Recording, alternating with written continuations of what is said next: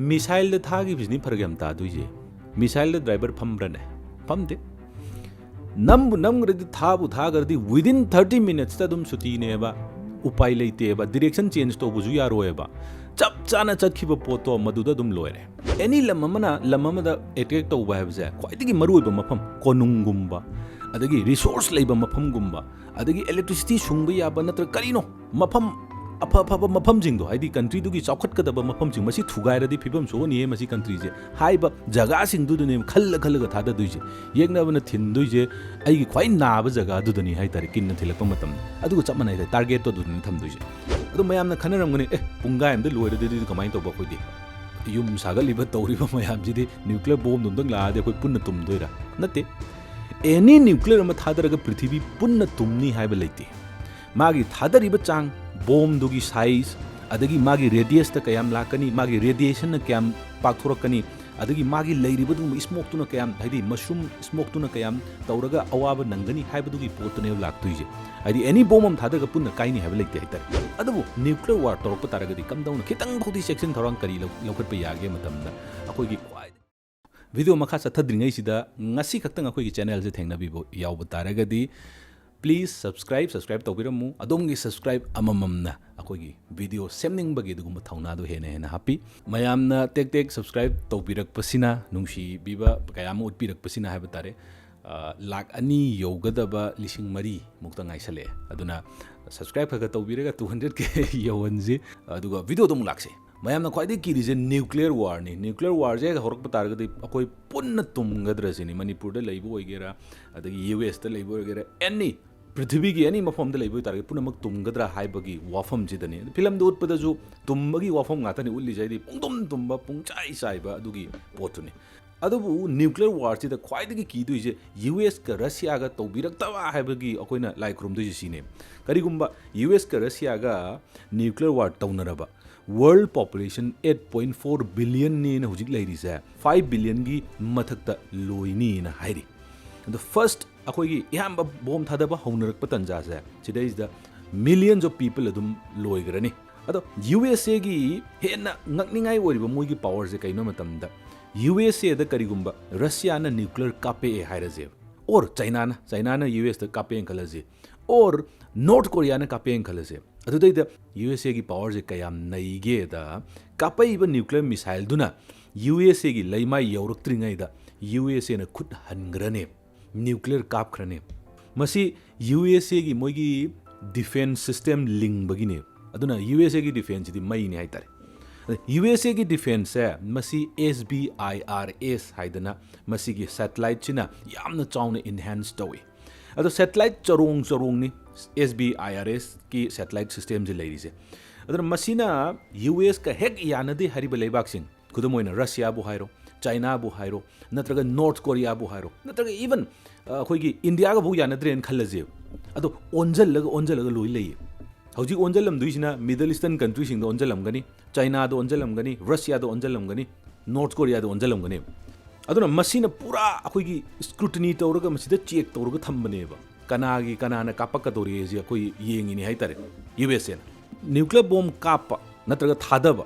मरुवेना कापनी तौरीसे कापसे कइनो हाइ कांदा मिसाइल अमना पूरगा लाकदोइन अदु लापना हाइबदी नॉर्थ कोरिया दगी नत्रगा रशिया दगी मिसाइल अमा कापे हाइबसे किलोमीटर याम सांग्रजानी हाइतारे अदुना कॉन्टिनेंट कया लालगा लाकदोइनी अदुना कॉन्टिनेंट कया लानब ngambadugum मिसाइल सिजनै अदुगुम्बा कॉन्टिनेंट लानब ngamba मिसाइल दु बुखना इंटर कॉन्टिनेंटल बैलिस्टिक मिसाइल है अदो मिसाइल जे याम तांगे मे अदुगुम्बा यूएस की सेंटिनल प्रोग्राम द ख्वाइदगी अपडेटेड ओइबदुगुम्बा मिसाइल जे मसी ICBM नि को हाइजा मसी जे 118 मिलियन डॉलर दगिना 214 मिलियन डॉलर भौचंग न साइ हाइतारे अदुना मिसाइल अमा कापखिबा हाइबजा hundreds of million ने पायरा चतुइजे अदुगा इंडिया की हाइ तरगदी इंडिया की खर होंग दुम साबंगमी हाइदी इंडिया जी पैसा का मयम पाइजदबगा होंगना करी कमाइना साजिगी न दुम खंजई हाइतारे अदुना इंडिया की जो अग्नि 5 लई अग्नि 5 से ICBM नि continent कयामा लालगा पायरगा Chatap ngamba 5000 kilometre अदुगुम्बा range लैबदुगुम्बा अग्नि 5 ने मसे ओनली $6 million दनी सारी जे इंडिया की हई सिंग बाई तारे हाइदी लेतब अखोइदी एडजस्ट तौरगा कमाइना तौसिगे पैसा चंगनदना तौसिगे ने हिंगीदना मदुगी मोंग इंडिया ने तौरिसे यूएसए दा न्यूक्लियर कापके हाइरदी ICBM चंगे हाइरबनीना ICBM जे हेक कापकपा हाइबदी ICBM मिसाइल जे फिल्म दगा उबदो खोइना कहतारे मिसाइल कापके हाइतारगा सु अखोइगी कने रॉकेट मनिंग दा मई चाक्तुइ नत्रो जू एना अखोइगी रॉकेट लॉन्च तौदुइने हाइतारे अदुगी रॉकेट लॉन्च तौबगी फायर मागी मई हेक चाकपदा दुम खंगनेबा कनाना यूएसए ना ओ लाखरनी करीगी ngसाइगी SBIRS सेटेलाइट तो मदु मयाम दुना खिल्लगा लेबनीना अदना पृथ्वी द न्यूक्लियर पाइरिजे न्यूक्लियर पावर पाइरिजे लेबाग मापन खतने यूनाइटेड नेशन सिक्योरिटी काउंसिल की अदुगुंबा परमानेंट मेंबर मंगा हाइबदी Great Britain France Russia USA China अदगी मु खरा हैथोइ सिंथोइबा लेबाग खरा लेरे इंडिया पाकिस्तान अदगी नॉर्थ कोरिया अमदी इजराइल हाइबा लेबाग मापन जी खतने लेबाग मापन जी द इजराइल गा यूएसए गदी अरोबी यानरे रशियानी यानद्रिजे चाइनानी यानद्रिजे यूके ओरो फ्रांस ओरो लोई याने इंडिया गा हरजु याने पाकिस्तान गा हरजु याने यूएस का अदुना कापा का लेबाग सी यामदे हाइतारे अदुबु हाइरिबा SBIRS सिना माना यानद्रि हाइरिबा लेबाग सिंगसिदा थमदोइने हाइतारे अदुना हेक कापु कापे हाइरदी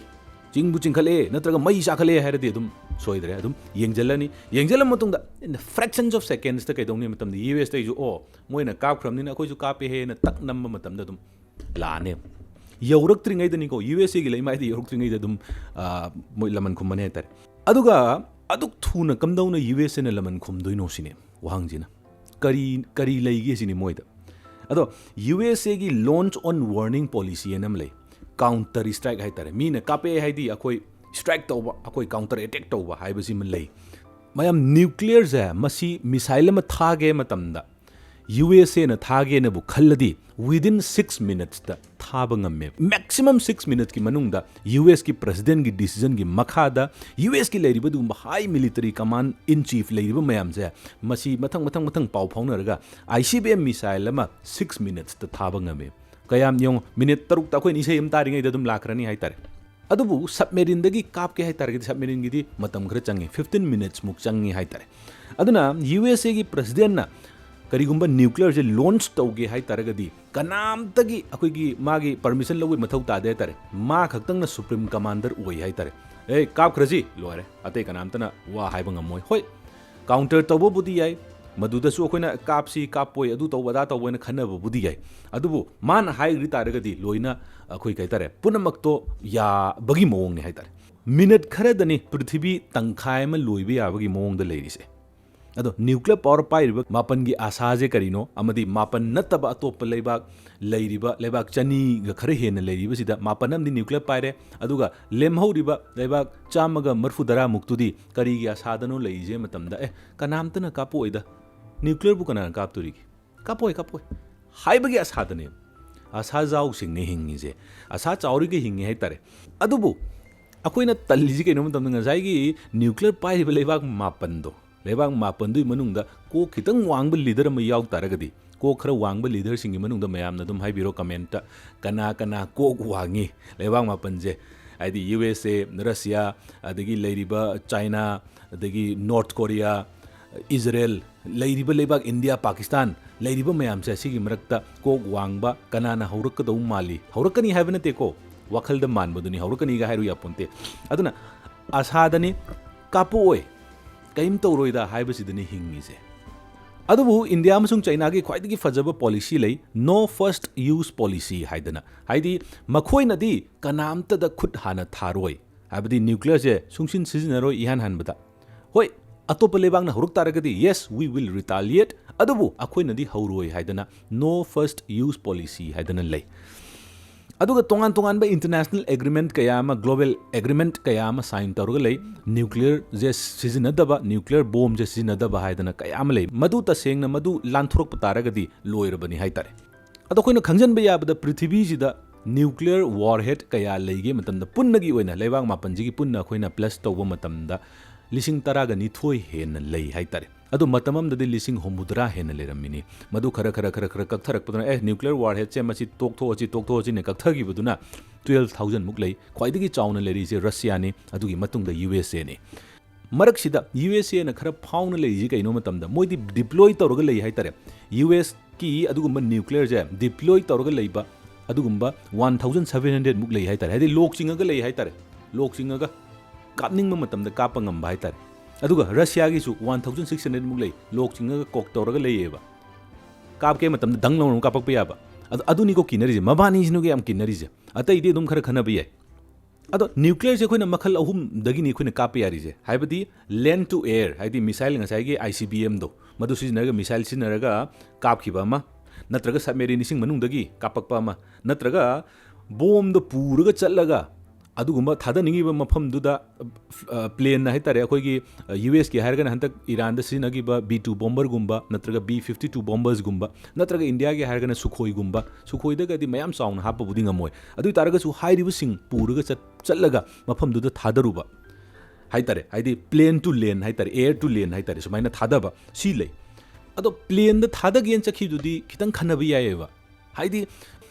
USA 나 하이따레 러시아제 사우너레 칸나리 하르가 USA기 B2 bomber 타그랭 칼라지 러시아다 타더로 모스코다 타더로 뚜말루로나 타그랭 칼라지 아다 까리군보 와리 사나라가 푸틴가 아다기 트럼프가 와리 사나라가 야산나레 하이따라가디 에 이bungo B2 bomber 타우기바 파일럿 낭 할로 타더로노 푸틴가 야나레 하이바 야에바 할로 하이바 야에바 드라이버 야우브니나 미사일드 타기 비즈니 파르게 따두이제 미사일드 드라이버 팜브라네 팜데 नमग्रदी थाबु थागरदी within 30 minutes ता दुम सुतीनेबा उपाय लेतेबा डायरेक्शन चेंज तोबुजु यारोएबा चप चाना चतखिबा पोतो मदुदा दुम लोयरे अदुना मिसाइल एक्स सिजनरपा ICBM से मसिदा न्यूक्लियर यावबा बोम हापग हेक सिजनराबा विदिन 30 मिनट्स सिदा दुम लोयरे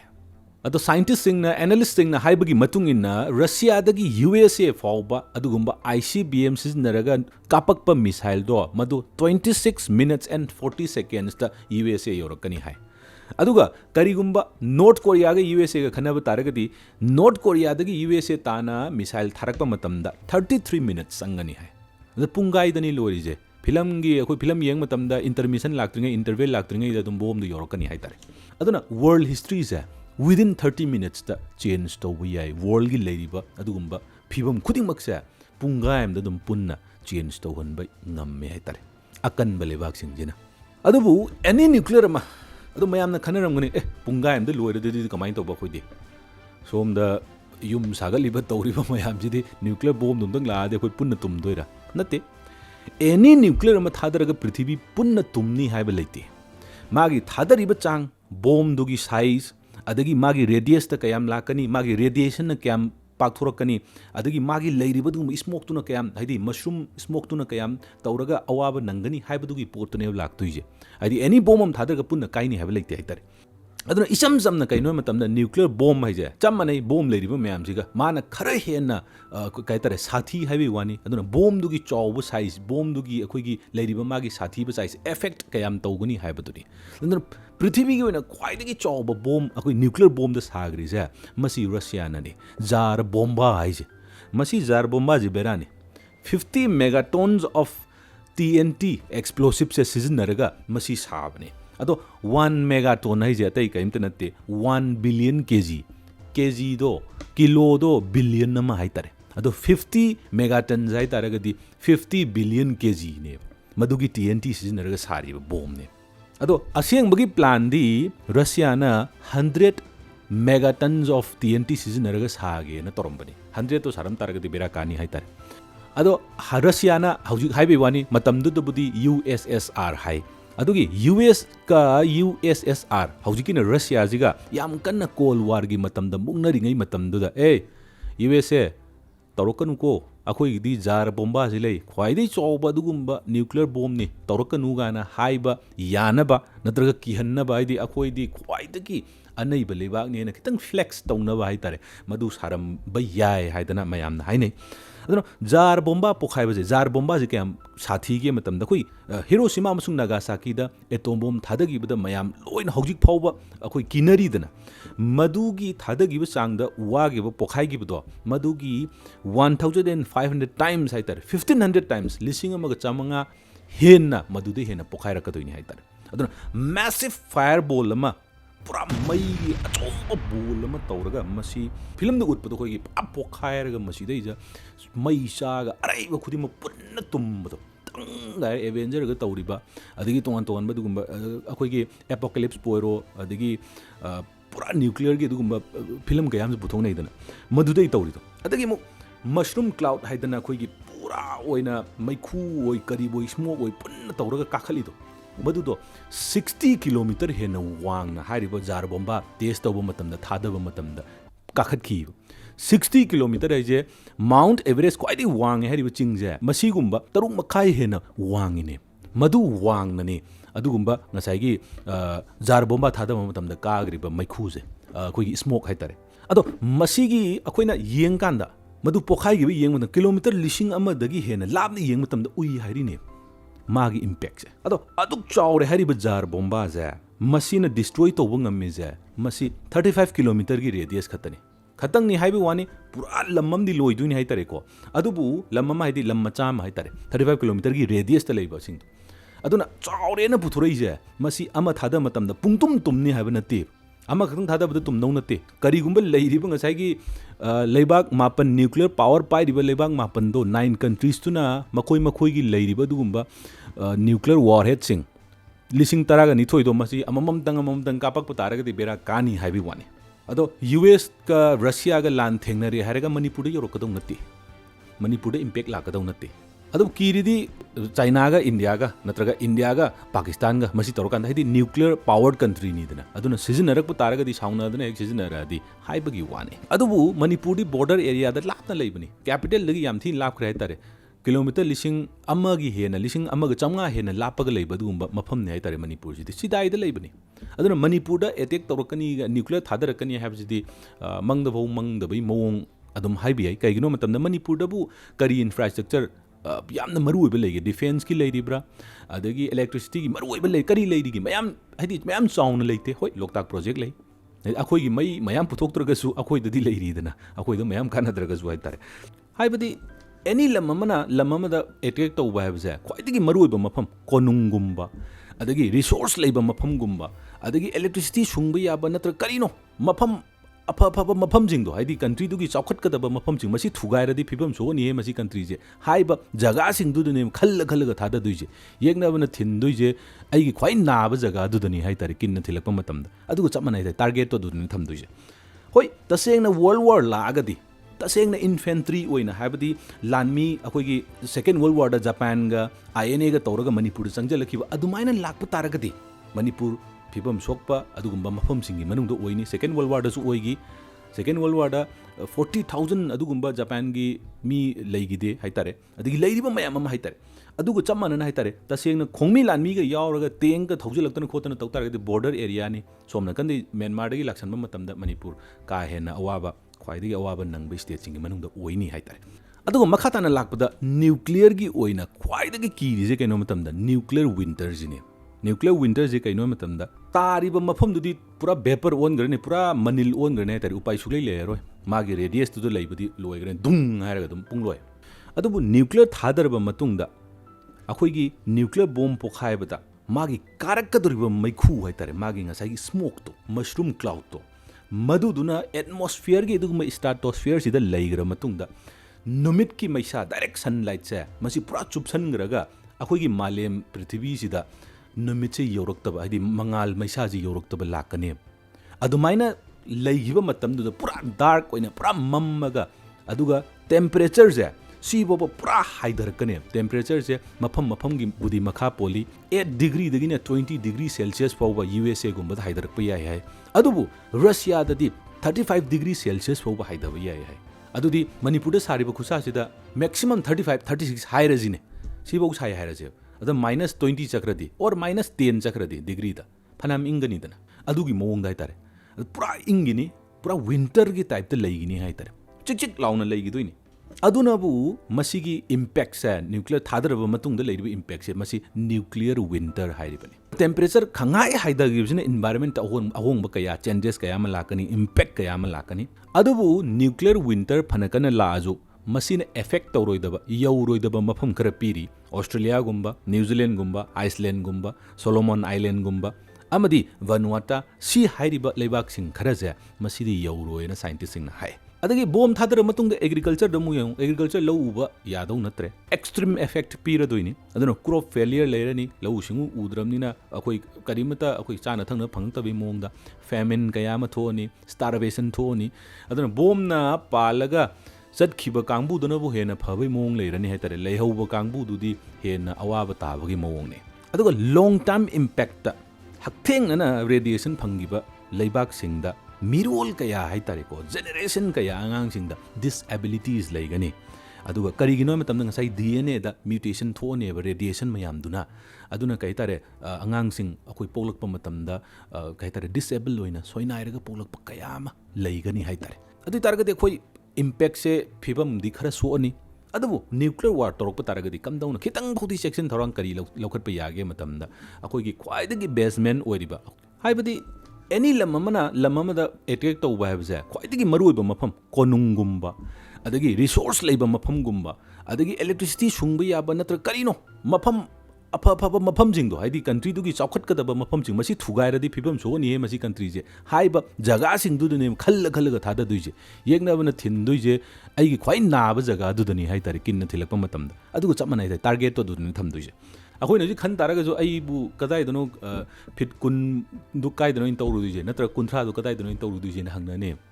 ꯑꯗꯣ ꯄꯩꯁꯥ ꯄꯥꯏ ꯃꯤꯗꯤ ꯀꯗꯥꯏꯗꯅꯣ ꯂꯝ ꯑꯃ ꯂꯩꯔꯒ ꯅꯠꯇ꯭ꯔꯒ ꯀꯔꯤꯅೋ ꯈ꯭ꯋꯥꯏꯗꯒꯤ ꯑꯣꯁꯇ꯭ꯔꯦꯂꯤꯌꯥꯗ ꯆꯠꯂ ꯂꯝ ꯂꯩꯔꯁꯨ ꯌꯥꯔꯦ ꯅꯠꯇ꯭ꯔꯒ ꯅ꯭ꯌꯨꯖꯤꯂꯦꯟꯗ ꯆꯠꯂ ꯂꯩꯔꯁꯨ ꯌꯥꯔꯦ ꯑꯗꯨꯒꯤ ꯐꯤꯕꯝꯗ ꯍꯥꯏꯇꯥꯔꯦ ꯑꯗꯣ ꯑꯩꯅ ꯍꯥꯏꯖꯔꯤꯁꯦ ꯅ꯭ꯌꯨꯀ꯭ꯂꯤꯌꯔ ꯋꯥꯔ ꯂꯥꯛꯑꯅꯤ ꯍꯥꯏꯕꯗꯤ ꯅꯠꯇꯦꯀꯣ ꯍꯥꯏꯗꯤ ꯈꯪꯖꯤꯜꯍꯧꯁꯤ ꯍꯥꯏꯕꯅꯤ ꯏꯟꯁꯨꯔꯦꯟꯁ ꯌꯥꯎꯕꯒꯨꯝꯖꯥꯅꯤ ꯍꯥꯏꯗꯤ ꯑꯦꯛꯁꯤꯗꯦꯟ ꯊꯣꯛꯇ꯭ꯔꯤꯉꯩꯗ ꯑꯩꯈꯣꯏꯒꯤ ꯏꯟꯁꯨꯔꯦꯟꯁ ꯌꯥꯎꯕꯒꯨꯝꯖꯥꯅꯤ ꯍꯥꯏꯇꯥꯔꯦ ꯑꯗꯣ ꯅ꯭ꯌꯨꯀ꯭ꯂꯤꯌꯔ ꯋꯥꯔꯗ ꯈ꯭ꯋꯥꯏꯗꯒꯤ ꯁꯦꯐꯦꯁꯠ ꯑꯣꯏꯔꯤꯕ ꯄ꯭ꯂꯦꯁꯦꯁ ꯈꯔ ꯄꯜꯂꯕꯗ ꯑꯟꯇꯥꯔꯛꯇꯤꯀꯥꯒꯤ ꯂꯩꯔꯤꯕ ꯑꯦꯔꯤꯌꯥꯁꯤꯡ ꯑꯣꯁꯇ꯭ꯔꯦꯂꯤꯌꯥ ꯅ꯭ꯌꯨꯖꯤꯂꯦꯟ ꯑꯗꯒꯤ ꯑꯥꯏꯁꯂꯦꯟ ꯁ꯭ꯋꯤꯠꯖꯔꯂꯦꯟ ꯑꯗꯨꯒ ꯁꯥꯎꯠ ꯑꯃꯦꯔꯤꯀꯥꯒꯤ ꯅꯦꯁꯟꯁ ꯈꯔ ꯑꯥꯔꯖꯦꯟꯇꯤꯅꯥꯒꯨꯝꯕ ꯃꯦꯁꯤꯒꯤ ꯑꯦꯔꯤꯌꯥꯗꯣ ꯃꯣꯏꯒꯤ ꯂꯩꯕꯥꯛꯁꯤꯡꯁꯦ ꯈꯤꯇꯪ ꯍꯥꯏꯔꯤꯕ ꯁꯣꯛꯅꯒꯗꯧꯔꯤꯕ ꯂꯩꯕꯥꯛꯁꯤꯡꯁꯦ ꯃꯁꯤꯗꯩꯁꯤꯗ ꯈꯤꯇꯪ ꯂꯥꯞꯅ ꯂꯩ ꯍꯥꯏꯗꯅ ꯃꯁꯤꯃ ꯍꯥꯏ ꯑꯗꯨꯕꯨ ꯑꯩꯗꯤ ꯑꯩꯒꯤ ꯏꯃꯥ ꯂꯩꯕꯥꯛ ꯃꯅꯤꯄꯨꯔ ꯀꯪꯂꯩꯄꯥꯛꯁꯤꯁꯨ ꯑꯩꯗꯤ ꯋꯥꯟ ꯑꯣꯐ ꯗ ꯁꯦꯐꯦꯁꯠ ꯄ꯭ꯂꯦꯁꯦꯁꯅꯤꯅ ꯍꯥꯏꯖꯅꯤꯡꯉꯤ ꯀꯩꯒꯤꯅꯣ ꯍꯥꯏꯕ ꯃꯇꯝꯗ ꯃꯅꯤꯄꯨꯔꯁꯦ ꯑꯩꯈꯣꯏ ꯆꯤꯡꯂꯣꯟ ꯀꯌꯥꯅ ꯀꯣꯏꯁꯜꯂꯒꯅꯤ ꯂꯩꯔꯤꯁꯦ ꯑꯗꯨꯒ ꯂꯩꯔꯤꯕ ꯚꯦꯂꯤ ꯑꯦꯔꯤꯌꯥꯁꯤꯗ ꯂꯩꯔꯤꯕ ꯁꯤꯡꯁꯤꯗ ꯑꯃꯨꯛ ꯀꯩꯗꯧꯒꯦ ꯃꯇꯝꯗ ꯑꯩꯈꯣꯏꯒꯤ ꯄꯥꯠ ꯆꯤꯡ ꯄꯥꯠ ꯇꯨꯔꯦꯜ ꯃꯌꯥꯝ ꯂꯩꯔꯤ ꯍꯥꯏꯇꯥꯔꯦ ꯑꯗꯨꯒ ꯑꯃꯨꯛ ꯐꯣꯔꯦꯁꯠ ꯑꯦꯔꯤꯌꯥꯁꯦ ꯃꯁꯤ ꯌꯥꯝ ꯋꯥꯡꯉꯦ 77% ꯑꯣꯐ ꯑꯩꯈꯣꯏꯒꯤ ꯃꯅꯤꯄꯨꯔꯒꯤ ꯂꯦꯟꯁꯦ ꯃꯁꯤ ꯐꯣꯔꯦꯁꯠꯅꯦ ꯇꯥꯔꯒꯤ ꯎ ꯋꯥ ꯌꯥꯝꯅ ꯍꯧꯕꯁꯦ ꯃꯁꯤꯁꯤꯅ ꯀꯩꯗꯧꯏ ꯍꯥꯏ ꯀꯥꯟꯗ ꯑꯩꯈꯣꯏꯒꯤ ꯂꯥꯛꯀꯗꯧꯔꯤꯕ ꯑꯗꯨꯒꯨꯝꯕ ꯔꯦꯗꯤꯌꯦꯁꯟ ꯑꯣꯏꯔꯣ ꯅꯠꯇ꯭ꯔꯒ ꯉꯁꯥꯏꯒꯤ ꯏꯝꯄꯦꯛ ꯑꯣꯏꯔꯣ ꯃꯁꯤ ꯈꯤꯇꯪ ꯉꯥꯛꯊꯣꯛꯀꯅꯤ ꯍꯥꯏꯇꯥꯔꯦ ꯁꯥꯏꯟꯇꯤꯁꯁꯤꯡꯅ ꯍꯥꯏꯔꯤꯁꯦ ꯑꯗꯤ ꯍꯥꯏꯔꯤꯕ ꯃꯐꯝꯁꯤꯡ ꯑꯟꯇꯥꯔꯛꯇꯤꯀꯥ ꯑꯣꯏꯔꯣ ꯀꯔꯤ ꯑꯣꯏꯔꯣ ꯃꯁꯤ ꯃꯐꯝꯁꯤꯡꯁꯦ ꯑꯩꯈꯣꯏꯒꯤ ꯏꯟꯚꯥꯏꯔꯟꯃꯦꯟꯇꯦꯜꯒꯤ ꯀꯩꯁꯨ ꯀꯥꯏꯗ꯭ꯔꯤ ꯍꯥꯏꯗꯤ ꯃꯣꯏꯒꯤ ꯍꯥꯟꯅꯗꯒꯤ ꯑꯩꯈꯣꯏꯒꯤ ꯃꯍꯩꯔꯣꯜꯗꯒꯤ ꯂꯩꯔꯛꯑꯕ ꯅꯦꯆꯔꯅ ꯄꯤꯔꯛꯏꯕ ꯃꯌꯥꯝꯁꯦ ꯃꯁꯤ ꯀꯥꯏꯍꯟꯗꯅ ꯁ꯭ꯋꯤꯖꯔꯂꯦꯟꯒꯁꯦ ꯌꯥꯝ ꯐꯖꯗ꯭ꯔꯣ ꯐꯤꯂꯝꯗꯒ ꯎꯠꯄꯗꯗꯤ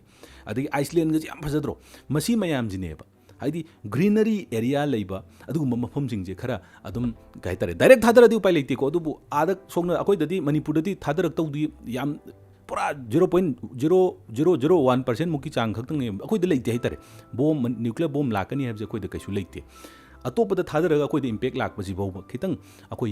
ꯀꯩ ꯍꯥꯏꯇꯥꯔꯦ ꯃꯤꯅꯤꯃꯝ ꯑꯦꯃꯥꯎꯟꯇ ꯂꯥꯛꯀꯅꯤ ꯍꯥꯏꯕꯒꯤ ꯋꯥꯐꯝꯗꯨꯅꯤ ꯊꯝꯃꯤꯁꯦ ꯑꯗꯨꯕꯨ ꯂꯥꯏꯕꯛ ꯊꯤꯁꯤ ꯀꯩꯅꯣ ꯃꯇꯝꯗ ꯑꯩꯈꯣꯏꯒꯤ ꯐꯣꯔꯦꯁꯠꯀꯤ ꯑꯦꯔꯤꯌꯥꯁꯦ ꯑꯔꯣꯏꯕꯤ ꯆꯥꯡꯗ ꯀꯣꯛꯊꯔꯤꯁꯤ ꯀꯩꯅꯣ ꯃꯇꯝꯗ ꯄꯣꯄꯤ ꯄ꯭ꯂꯥꯟꯇꯦꯁꯟ ꯑꯗꯒꯤ ꯂꯩꯔꯤꯕ ꯃꯌꯥꯝꯁꯤꯅ ꯀꯣꯛꯍꯟꯕ ꯌꯥꯕ ꯀꯣꯛꯍꯟꯈ꯭ꯔꯦ ꯇꯁꯦꯡꯅ ꯆꯤꯡꯁꯥꯡꯁꯤ ꯌꯦꯡꯕ ꯃꯇꯝꯗ ꯁꯪꯇ꯭ꯔꯤꯛ ꯁꯪꯅ ꯂꯩꯔꯝꯕꯅꯤ ꯑꯗꯨꯕꯨ ꯍꯟꯗꯛꯇꯤ ꯀꯔꯤ ꯃꯑꯣꯡꯗ ꯂꯩꯔꯒꯦ ꯃꯆꯨꯁꯦ ꯍꯥꯏꯕꯁꯦ ꯃꯁꯤꯃ ꯎꯄꯥꯏ ꯂꯩꯇꯦ ꯑꯗꯨꯕꯨ ꯇꯁꯦꯡꯅ ꯐꯣꯔꯦꯁꯠ ꯑꯦꯔꯤꯌꯥ ꯍꯦꯟꯅ ꯌꯣꯛꯈꯠꯄ